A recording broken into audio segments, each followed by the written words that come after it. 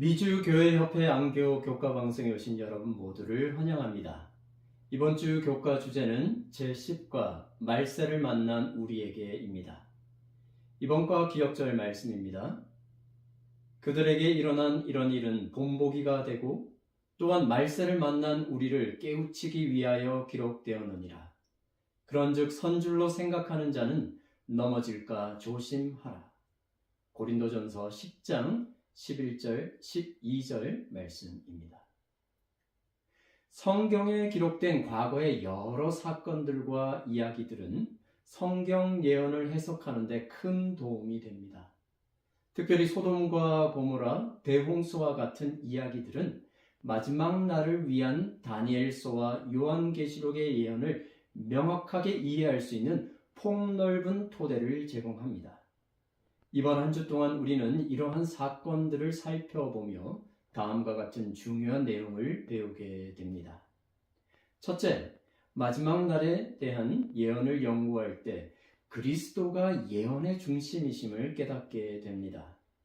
둘째, 하나님께서는 세상에 임할 심판을 알려주시며 우리가 그것을 살펴볼 때에 그분의 의로우심을 느끼게 됩니다. 셋째, 소돔과 고모라 그리고 대홍수의 사건들을 함께 살펴보며 그 당시에 죄악에 빠지지 않도록 주신 경고를 되새기며 그리스도를 의지하게 됩니다. 이제 일요일 주제로 들어가도록 하겠습니다. 그 전에 잠시 기도하겠습니다. 사랑의 아버지 하나님, 오늘도 주의 성령께서 저희 마음과 영을 깨우쳐 주시기를 간절히 간구합니다. 겸손히 주의 음성 듣기 원하오니 성령 하나님 저희 마음속에 임재해 주시옵소서. 귀하신 예수님 이름으로 기도합니다. 아멘. 6월 1일 일요일 주제는 어린 양의 진노입니다. 요한계시록 6장 12절에서 17절에는 어린 양의 진노에 대해 이렇게 언급하고 있습니다.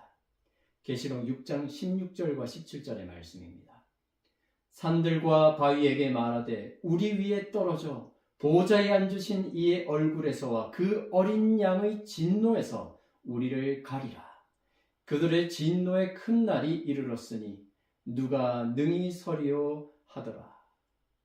이 성경절에서 멸망당하는 죄인들은 그 어린 양의 진노와 진노의 큰 날이 이르게 되었을 때에 누가 능히 서겠느냐고 절규합니다. 그들은 그들에게 이르러 온 일에 대하여 놀라며 이게 무슨 일이지라고 하지 않습니다. 대신 어린 양의 진노의 날을 언급하는 것을 보면 그들이 이 일에 대해 어느 정도의 지식이 있었음을 짐작할 수 있습니다. 그런데 여기서 잠깐 한 가지 의문이 듭니다. 우리가 아는 그리스도를 나타내는 어린 양이라는 단어의 개념은 어떻습니까? 한없이 자비하시고 인자하신 하나님을 떠올리게 되는데요. 그 어린 양이라는 단어와 진노를 합쳐서 어린 양의 진노라고 하니 뭔가 잘 어울려 보이지는 않습니다. 하지만 이 개념은 죄는 미워하시되 죄인은 사랑하시는 하나님의 성품을 생각하게 되면 충분히 납득이 갑니다. 하나님은 단 한 명의 죄인도 죄 가운데 그대로 멸망당하는 것을 원치 않으십니다.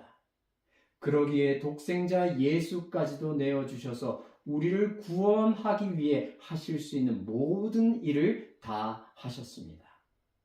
하지만 하나님께서는 그분의 자비를 받아들이고 싶어하지 않는 사람들에게 그분의 사랑을 억지로 주시지는 않습니다. 왜냐하면 사랑은 절대 강요할 수 없기 때문이죠.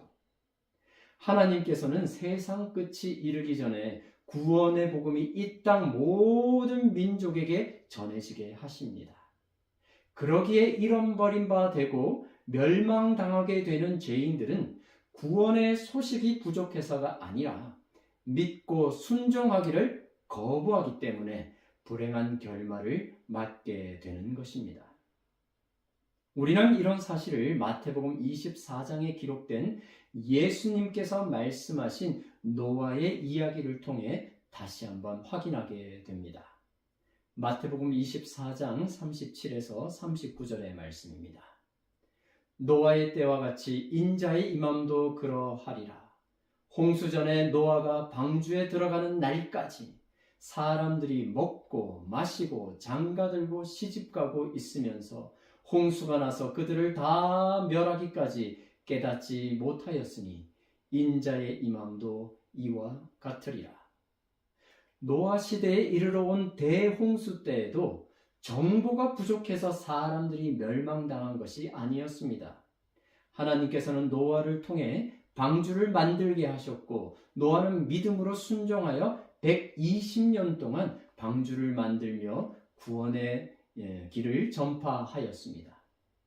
방주가 지어지자 하나님께서는 모든 동물들을 암수 한 쌍씩 혹은 7쌍씩 방주 안으로 이끄셨습니다. 이 사건은 노아의 기별을 더욱 힘있게 하였습니다. 하지만 결과는 어떠하였습니까? 오직 노아와 그의 가족만이 방주에 들어가 구원을 얻게 되었습니다. 우리는 예수님의 말씀을 마음에 새겨야겠습니다.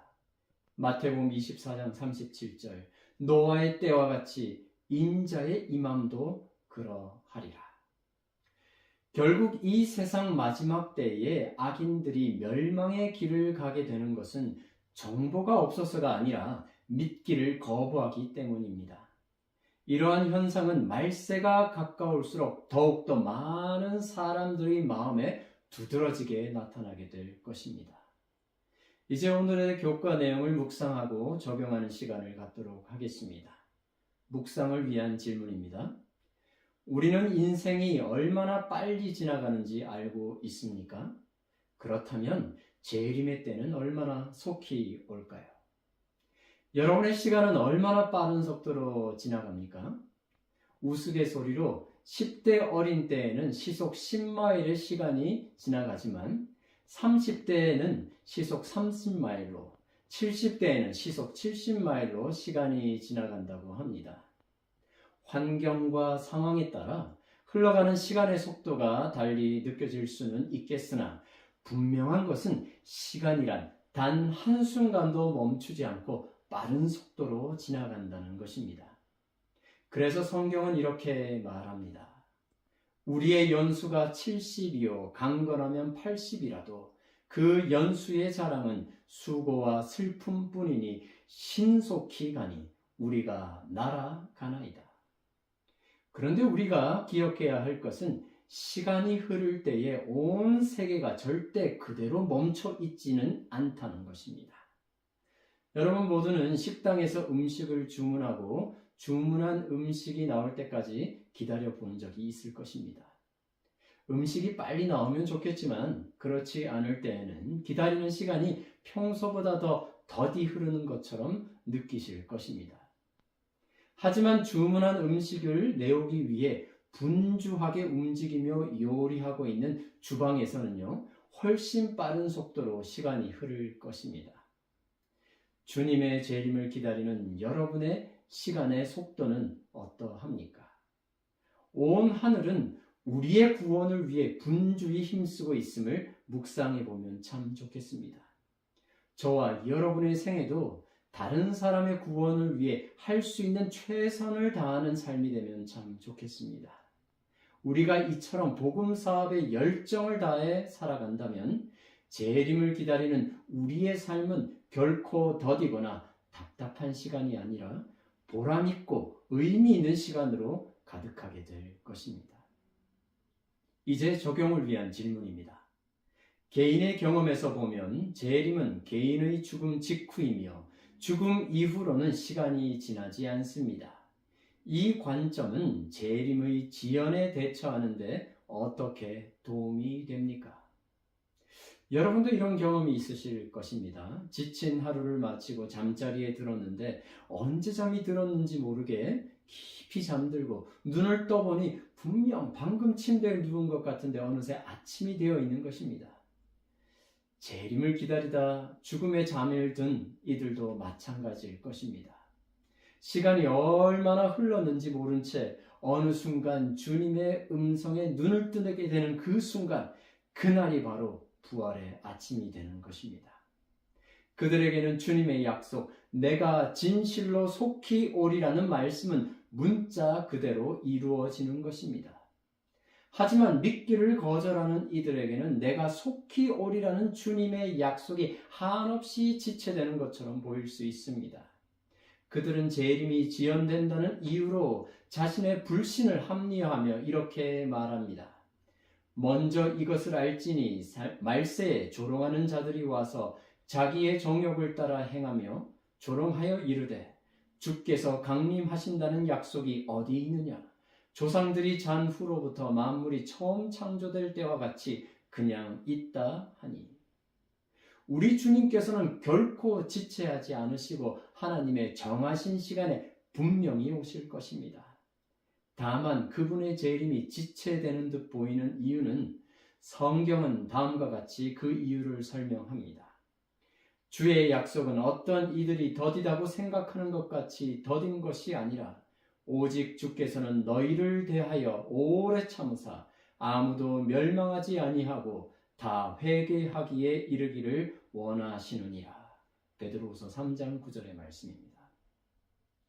우리 주님의 재림은 결코 지체되지 않으며 하나님의 정하신 때 반드시 이루어질 것입니다. 겉으로는 더디게 보일지라도 이는 우리가 준비되기를 기다리시는 하나님의 인내이며 죄인에 대한 그분의 사랑인 것입니다. 그러므로 우리는 그 은혜에 감사하며 하루하루 성령의 인도하심에 따라 살아가면 참 좋겠습니다. 오늘도 깨어 기도하며 신실한 하나님의 자녀로서 주님과 동행하는 삶을 살아가면 참 좋겠습니다. 함께 기도하겠습니다. 사랑의 아버지 하나님, 지체치 않고 속히 오시겠다는 주님의 약속으로 인해 감사드립니다. 재림의 약속을 입술로만이 아닌 진실된 삶으로 믿고 준비하는 우리 모두 되게 하여 주시옵소서. 세상에 없어질 것에 우리의 마음을 두지 않고 영원한 하늘에 우리의 소망을 두며 살아가게 하여 주시옵소서. 귀하신 예수님 이름으로 기도합니다. 아멘.